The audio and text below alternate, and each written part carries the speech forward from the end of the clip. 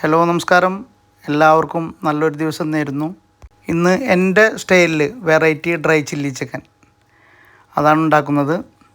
നമുക്ക് എങ്ങനെ ഉണ്ടാക്കാം, എങ്ങനെ ഉണ്ടാവും എന്നുള്ളതൊക്കെ നോക്കാം. കുറച്ച് സാധനങ്ങളും വളരെ കുറച്ച് സമയവും മാത്രം മതി ഇതുണ്ടാക്കാൻ. കഴുകി കഷ്ണങ്ങളാക്കി വെച്ച ചിക്കനിലേക്ക് കുറച്ച് സുർക്കയും മഞ്ഞൾപ്പൊടി ഇട്ട് മാറ്റി വെക്കുക. കുറച്ച് സമയം അങ്ങനെ വെച്ചാൽ നമ്മൾ ചിക്കൻ വളരെ സോഫ്റ്റ് ആവുകയും ചെയ്യും. അതിന് വേണ്ടിയിട്ടാണ് അങ്ങനെ ചെയ്യുന്നത്. അതിലേക്ക് വെള്ളം ഊറ്റിക്കളഞ്ഞതിന് ശേഷം തൈര്, കുരുമുളക് പൊടി, chilli flakes, red chilli powder, കുറച്ച് ഓയിൽ, ചെറുനാരങ്ങ പിഴിഞ്ഞൊഴിക്കുക. ഒന്ന് മിക്സ് ചെയ്ത് മാറ്റി വെക്കുക.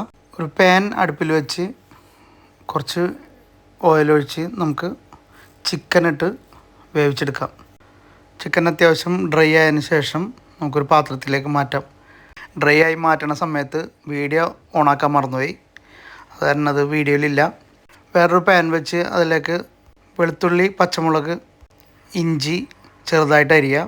സവാള, ക്യാപ്സിക്കം 2 കളർ എടുത്തിട്ടുണ്ട്, അത് സ്ക്വയർ പീസിൽ അരിഞ്ഞിടുക. കുറച്ച് ഉപ്പും കുരുമുളകും ഇട്ടതിന് ശേഷം ചെറുതായിട്ടൊന്ന് വാട്ടിയെടുക്കുക.